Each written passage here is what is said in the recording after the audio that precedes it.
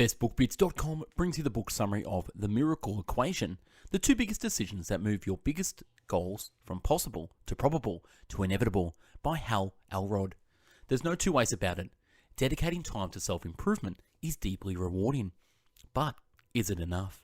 Self-professed personal development devotee Hal Elrod isn't so sure. After all, you can meditate, read, and work out every day, and then do nothing. Sure, you'll be more zen, knowledgeable, and ripped than you've ever been, but there's still be something missing. Achievements. And while there's something to be said for relishing the journey itself, ultimately it's hitting targets that keeps us motivated. That washboard stomach and newfound fluency in Japanese just won't mean much if your bank account is still in the red, your relationships suck, and you're stuck in a job you hate. Leave those big issues unresolved, and all those good habits are likely to end up falling by the wayside. So what's the alternative? Well, you need to start harnessing the energy you're expending on your personal development to a larger purpose. Call it a mission. That's ultimately what you'll get out of bed in the morning, and give all those smaller self-improvement strategies their meaning. If that sounds like a tall order, don't worry. In this book summary, we'll lay out an actionable, step-by-step guide to creating and fulfilling your personal mission. In this summary of The Miracle Equation by Hal Elrod, you'll learn what the Matrix can teach us about self-belief, how to make yourself emotionally invincible, and why our brains limit our potential, and what we can do about it. Before we start on this summary, we at Best Book Bits have done over 1,000 summaries in video, written, and audio format, so check out the website bestbookbits.com. Follow us on Spotify, Google Podcast, Apple Podcast. Let's go. The Miracle Equation, key idea number 1. There are two different kinds of miracle, but only one that you can do anything about. One day, American jeweler Donnie Register found himself in the middle of a holdup with a gun pointed at his head. Things went south, and the robber pulled the trigger. The probability of that kind of shot ending in anything but instant death was pretty much zero, but luck was on Donnie's side. He instinctively raised his hands, and the bullet was deflected by his gold wedding band, saving his life. That's what we usually think of as a miracle, an extraordinary stroke of fortune that seems to come from on high. But it's miracles like these that give the concept a bad name. As doubters are quick to point out, occurrences like Donnie's narrow escape are incredibly rare. They're also beyond our control. After all, if people knew how to simply conjure miraculous interventions, we'd have all six-figure checks in our mailbox, and odds-defying health recoveries would be the norm. The author felt the same way for a long time, but here's what he gradually realized. Rational skepticism can easily turn into cynicism. What's the difference? Well, the first healthy sign that you're using your crucial faculties to analyze the world around you. The latter, by contrast, is an irrational belief that your options are more limited than they really are. And that's when you start dismissing the miracles you can control. People often assume that their most successful peers are incredibly lucky, as though the gods had personally ordained their achievements. But most high flyers don't just sit around waiting for a random, passive miracle like Donnie's. They actually create their own good fortune that makes them miracle mavens, a term that goes back to the Hebrew word meben, meaning one who knows. Every era has its own mavens. Think of figures like John F. Kennedy, the first American president to put a man on the moon, or Martin Luther King, the civil rights leader who transformed the nation's ideas about both itself and its black citizens. While others waited and prayed for a miracle, these go-getters went out there and made it happen. The Miracle Equation, key idea number 2. The author first discovered the Miracle Equation in his early 20s. Let's rewind back to Hal Elrod's early 20s. He was just out of college and working as a sales rep for Cutco, a high-end kitchenware company. Up until that point, he'd had a pretty average kid, but he'd been beginning to hit his stride. That was down to his success in so-called push periods. Cutco's 14-day sales contest. In the early 2001, he just made $20,000 worth of sales in 2 consecutive pushes and was on the verge of breaking the company's all-time sales record. All he needed to do was make the same amount in the 3rd push. The only problem, the next contest was only 10 days long. That meant that he'd have to sell $2,000 worth of cutlery every day, something he'd never done before. Tossing and turning in his bed the night before the contest began, Elrod toyed with the idea of calling it quits. His self-doubt had almost gotten the better of him when he remembered something business guru Jim Rohn once said, namely, that the purpose of a goal isn't achieving it, but becoming the sort of person who even attempts it. That insight led to what the author calls the miracle equation. This consisted of two parts. First off, establishing unwavering faith that he could reach his goal, and second, making an extraordinary effort to ensure that outcome. As the final day approached, he'd made $17,024 in sales and had 2 appointments left. Making another $3,000 was a tall order, but it wasn't impossible. But then disaster struck. The first client wasn't home. Reaffirming the commitment to the miracle equation aloud, Elrod jumped back in his car and headed to the final meeting. And that's when the miracle happened. The client Elrod intended on meeting had also forgotten her appointment, but her Swedish sister-in-law was in town. After listening to Elrod's presentation, she commented on what a lucky coincidence it was that he turned up at just that moment. She and her husband had agreed to buy a new set of knives after the US trip, and they were also looking for a present for her brother, a keen amateur cook. She brought 2 of Cutco's ultimate sets on the spot. That was enough to push Elrod over his $20,000 targets. As he drove away, he realized that he found the formula for achieving success and creating a remarkable life for himself and his family. The miracle equation, key idea number 3, establishing unwavering faith, is a conscious choice that both mentors and spirituality can support. Did you know that 27 publishers turned down Dr. Seuss, the children's book author, who later sold 600 million copies of his books worldwide? Or that record studios told Elvis Presley he couldn't cut it in the music business and advised him to stick to driving trucks? What keeps miracle mavens going when they're faced with rejection and setbacks is unwavering faith, the unshakable belief that they possess the ability to make miracles. But where does that faith come from? Well, it's what people sometimes call a leap of faith. That has 2 aspects. First, it's a leap because there's no other way of getting there. Neither reason nor evidence proves a clear route to your destination. Secondly, it doesn't come naturally. As we've seen, there are all kinds of obstacles to self-belief. That means it has to be consciously established in a moment of decision. To see how this works, think of the first Matrix movie. You might remember Lawrence Fishburne's character, Morpheus, telling Keanu Reeves' character Neo that he was the one. Neo doesn't believe it and falls short of his potential during his virtual training exercises. The key moment comes when Neo finally accepts that Morpheus is telling the truth. Only then he can begin mastering his untapped abilities. The plot of your life will mirror that of the movie when you make your own decision to believe. Once you've accepted that you're as deserving and talented as anyone on earth, your limitless potential will become apparent. Before you get there, though, you can draw faith from a couple of other sources. One is religion or spirituality. Take Rista Remo, a 14-year-old Kenyan girl who was close to going blind. Cultural proscriptions against taking another person's body parts meant she couldn't have the operation she needed, a coronal transplant. In Kenya, her unwavering belief in God gave her the courage to board a plane and fly alone to the US, where she received the treatment she needed. Then there are mentors. Before discovering the miracle equation, the author suggests with confidence issues. His Cutco mentor, Jesse Irvine, however, had an unshakable belief in his protege's abilities. At first, Elrod thought Jesse had simply made a mistake, but over time, that unwavering faith began to rub off on Elrod. Maybe he started thinking Jesse was right after all. Eventually, he became convinced that he really was capable of doing anything he put his mind to. The miracle equation, key idea number 4. Learning to define yourself can help you overcome biological and social limitations. By this point, you might be championing at the bit to start applying the miracle equation to your own life.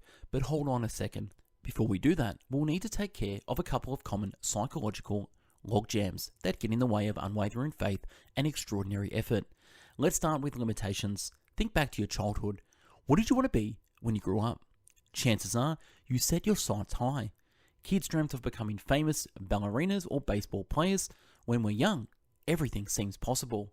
Over time, however, the world becomes smaller and we find ourselves hammered in by our self-imposed limitations.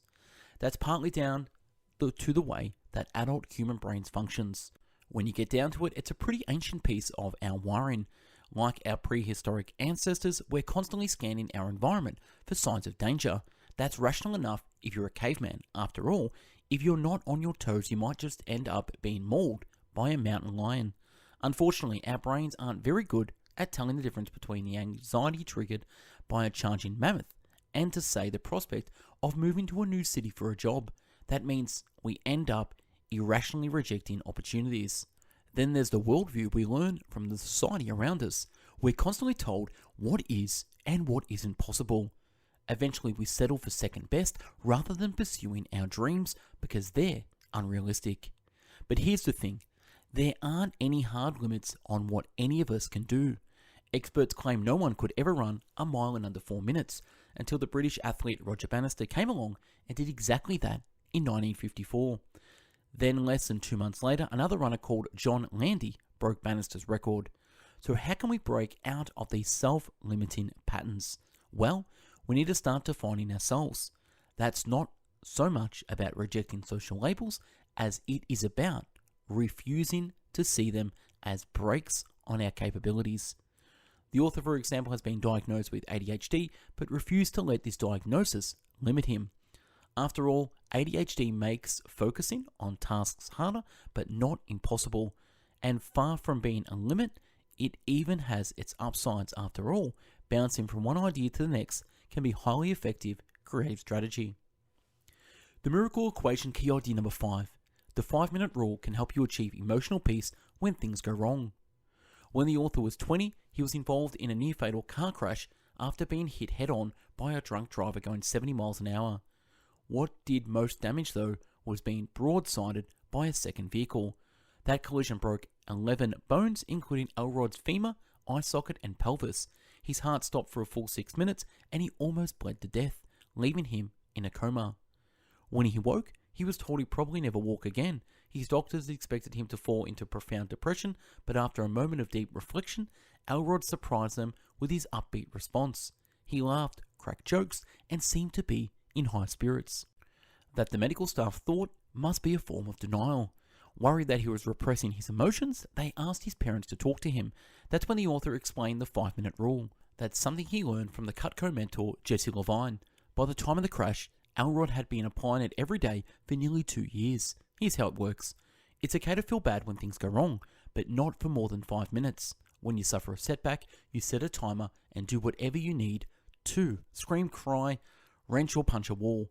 Then when the time's up, you say, "Can't change it," aloud, and move on. The reason the rule is so effective is because it taps into a powerful truth. Emotional pain isn't caused by external events that are beyond our control, but by our responses. Wallowing, in other words, is a choice that keeps us trapped in experiences we're powerless to alter. Letting go and accepting them, by contrast, lets us move on.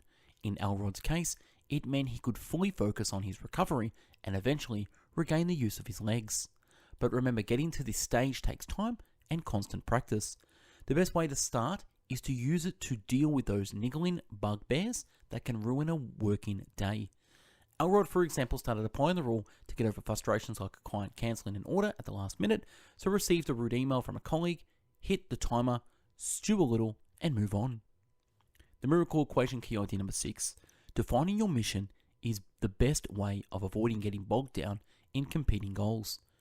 Now that we've taken a look at overcoming the brain's inbuilt limitations and toughening your emotional armor, it's time to talk about goals. Chances are you've got lots. We all do. But here's the issue. If you don't prioritize, you won't achieve any of them. In fact, attempting to tackle all your goals at once is the most common obstacle to progress. There just isn't enough time to work on your health, family, finances, career, and relationships simultaneously. Try it, and you'll be plenty busy but failing to make everything but the most inconsequential gains. It'll leave you frustrated and ready to call the whole thing off. While focusing on a single goal for 6 months might get you halfway to the finish line, divide your energies among 5 or 6 projects and you'll barely scratch the surface of any one individual goal. There's a good reason for that. In a 2009 Stanford University study shows multitasking overloads our brains and makes us less efficient. Filtering among different tasks makes it harder to screen out non-essential information and dulls our memories. That's why you need a mission, an overarching end toward which your efforts are directed. To get a handle on that, think of an Olympic athlete. If you want to compete at the highest level, you need to choose a single sport, and while you work on various things, stamina, technique, diet, and so on, everything supports the primary objective, winning gold in your chosen sport. So what is your mission? Here we'll want to grab a pen and paper and write out all your goals for the next half year. Now take a look at that list and ask yourself this question. Which one of those goals would help you develop the qualities and skills you'll need to fulfill all your dreams? You might, for example, decide that running a marathon would require the kind of dedication and self-belief that you're also lacking in your career or love life. Okay, you've nailed down your highest priority. Don't worry if it sounds like a tall order right now. As the quasi-military terminology suggests, missions are serious business. The miracle equation key idea number 7, setting monthly targets and engineering your environment makes it easier to fulfill your mission. In this book summary, we'll focus on inching your mission from possible toward probable. The greater your progress on that front, the more likely it is you'll stay engaged and committed. Ready? Great. Let's explore some support strategies you can start using today. If you've ever made New Year's resolutions, you know that a year is a long time. That might sound like a boon, but it can actually be a curse. That's because it's simply too much time. If you pursue a goal over such an extended time span, you're likely to lose your sense of urgency. After all, if you haven't started that diet by the end of February, you've always got another 10 months, right? Well, no. The over-optimistic thought that I've got plenty of time left tricks us into postponing important decisions. So what if you gave yourself 1 month rather than 12 to accomplish your goals? Here's how it works. Instead of focusing on annual target, you set yourself monthly goals that cumulatively bring you closer to fulfilling your mission. This has 2 benefits. First off, it breaks tasks down into bite-sized portions. Aiming to write a business plan over 4 weeks, for example, sounds like a lot less intimidating than set up my own business. Secondly, it gives you a healthy sense of urgency and can cut out procrastination. And here's a second way you can give yourself a safety net as you pursue your mission. Engineer your environment. That's all about removing goal-deterring obstacles from your day-to-day surroundings. So say you've decided to shed 20 pounds over the next year. One way of making life easy for yourself would be to make sure your pantry isn't stocked with cookies and soda. Want to meditate every morning? Don't keep your attention-grabbing smartphone on your bedside table. If you want to hit the gym after work, by contrast, think about keeping your gear in the trunk of your car or changing before you leave the office. These little hacks are especially important because, as we've seen, time isn't on your side. If you want to meet your targets, you'll need to be working toward your goals every day. The miracle equation key idea number 8, extraordinary effort, is all about consistency and commitment. That brings us almost to the end of our journey. In this book summary, we'll wrap up things with the next tips to help you with the second part of the miracle equation, extraordinary effort. But let's start out by clearing up a possible misconception. Despite the name, this isn't about heroic Herculean labors. In fact, bringing your miracle to fruition is all about consistently repeating small steps. That has a couple of components. The first thing you need to do is predetermine your process. What that means is figuring out which steps, if taken again and again, will lead to the fulfillment of your mission. That's what Hal Elrod did back at Cutco.